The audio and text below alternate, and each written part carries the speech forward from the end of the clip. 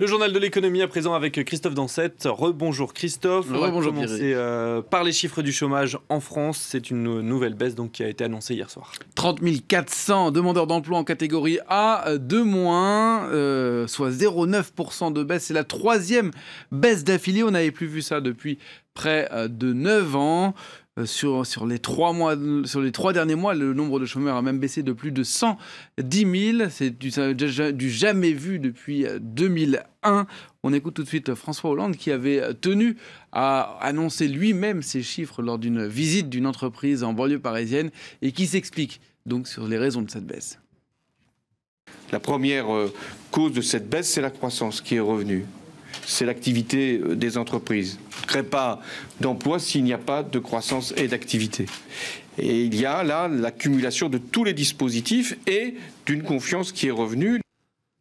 Et il convient de préciser que cette baisse, même depuis le début de l'année, est insuffisante pour inverser la tendance du quinquennat de François Hollande, durant lequel le chômage aura battu des records. Direction l'Argentine à présent où le président procède à un remaniement et change son équipe économique. Mauricio Macri a en particulier limogé son ministre des Finances, Mauricio Prat-Gay, également en charge du budget. Il paye ainsi les fruits de l'incapacité du pays à sortir de la récession et ce, malgré des réformes économiques douloureuses. Cécile Galuccio. La rumeur enflée depuis plusieurs semaines, elle est désormais confirmée. Alfonso Prat-Gay ne fait plus partie du gouvernement Macri. C'est le président lui-même qui a réclamé sa démission. J'insiste sur le fait qu'il ne s'agissait pas de désaccords de fond, qu'il ne s'agissait pas de désaccords de politique économique, mais plutôt de désaccords ou de différences de point de vue sur la meilleure façon de garantir la cohérence et la cohésion de l'équipe gouvernementale. Nommé en décembre 2015, Alfonso Prat-Gay, membre d'une petite formation de centre-gauche, était de plus en plus isolé dans un cabinet de droite.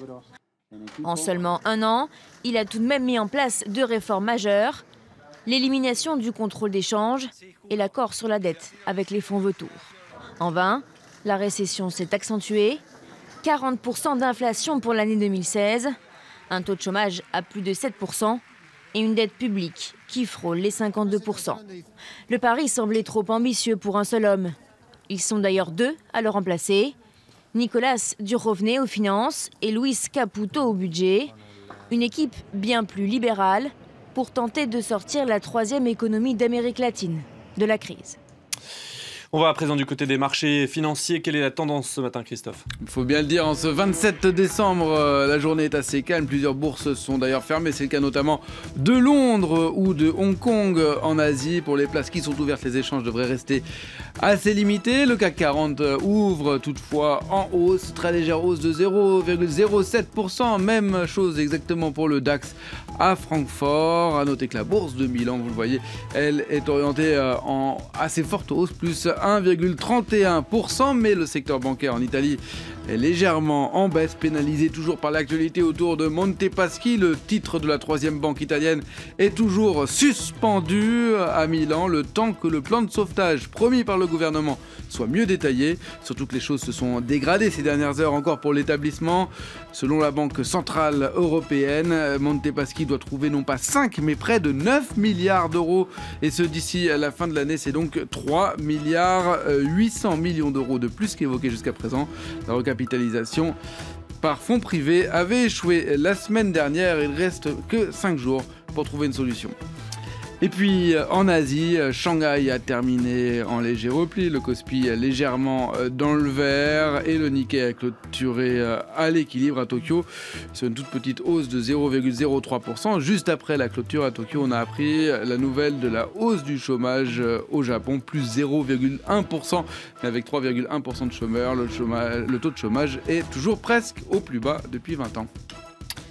Voilà donc pour l'actualité sur les marchés financiers. On va rester au Japon avec l'entreprise Toshiba qui annonce ce matin des pertes exceptionnelles.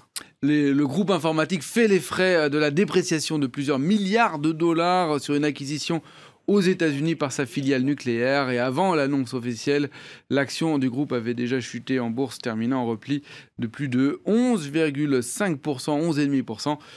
Une conférence de presse doit avoir lieu dans moins d'une heure. Elle sera à suivre et puis on la détaillera dans nos journaux de l'économie plus tard dans la journée. Merci beaucoup Christophe pour ce tour de l'actualité économique. Le Japon, on va